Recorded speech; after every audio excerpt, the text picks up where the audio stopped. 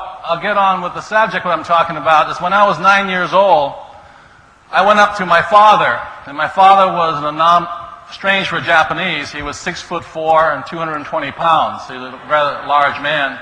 I am the smallest male in my family, out of all the family. And I went up to my dad and I said, "Hey, Dad, I finally figured out what I want to do for the rest of my life and what I wanted to be." I said, "I just want to be rich." He says, "Okay." I said, "So Dad, how do I become rich?" And he says, "What the rich know how to do is they know how to make money." I said, "Good." So I ran off and I got my friend Michael, and he was my first business partner at age 9. We were both in school together. And we set out to make money. And our first business venture, what we did was we went around our neighborhood in Hawaii and we collected, you know what, do you have the brand Crest toothpaste out here, by any chance? It was Crest toothpaste back in the 1950s. And in those days, the toothpaste tube was made out of lead. So Michael and I would run around and we'd collect all these toothpaste. We'd go to our neighbors, knock on their doors and say, "Would you mind saving your empty toothpaste tube?" And they go, "Sure," you know. And one day my mother comes home and there's this box next to her washing machine full of these ugly looking toothpaste tubes. And she's wondering what he and I, my first business venture, were up to. So one day my dad comes driving up with one of his school teacher friends, and they find me out there with this fire going. Michael and I are melting down the lead. And the dad and his friend come over and they look at what are we doing? He says, "What are you boys doing here?"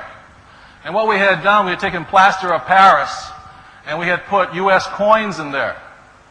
So we're pouring it and popping it out, and I had $50, silver quarters, you know, made out of lead. And my father says, "What are you doing?" I said, "Doing what you told us. We're making money." And his friend just started laughing and says, "Leave the boy alone. He might have a talent here, you know." And so I found out at a very early age what the word counterfeiting meant. And so I was very confused. You know, I said, "Dad, I still want to be a rich man. How do I make money?" And my dad looked at me and says, "Number one, there's 2 reasons, don't ask me. Number one is I'm a school teacher. And school teachers don't know how to make money. Number 2, I'm Japanese. Japanese don't know how to make money." He says, "Why don't you ask Michael's father? He knows how to make money. He's Chinese."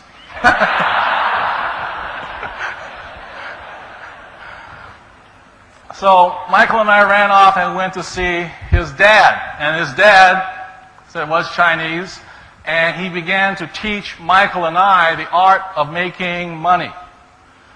So for those of you who are Chinese in the audience, what I'm about to tell you, you probably already heard from your parents. So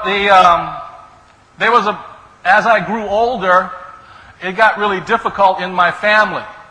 Because my dad, being a school teacher, would say, you know, "Be good, study hard." And I'd say, "Why?" He said, "So you can get good grades." I said, "Why?" "So you can find a good job." I said, "Okay, why?"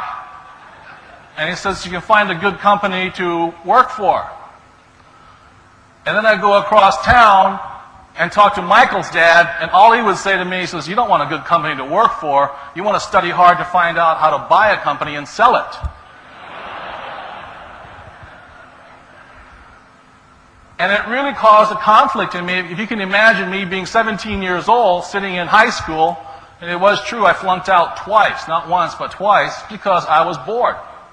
And every time the teacher tried to threaten me, say, "You're not applying yourself, you don't have good grades, blah, blah, blah." I said, "What for?" She says, "So you can get a good job." I said, "Well, I don't need a good job, because I'm going to buy and sell companies." So she said, "Well, a company would never hire somebody like you." I said, "Ooh, that might be a good company to buy."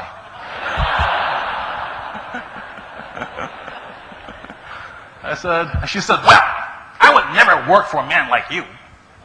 And I said, "Don't worry, love, we wouldn't hire you anyway." That's when I was thrown out the second time. So I had a different educational background, and it was tough, like I said, with my 2 dads.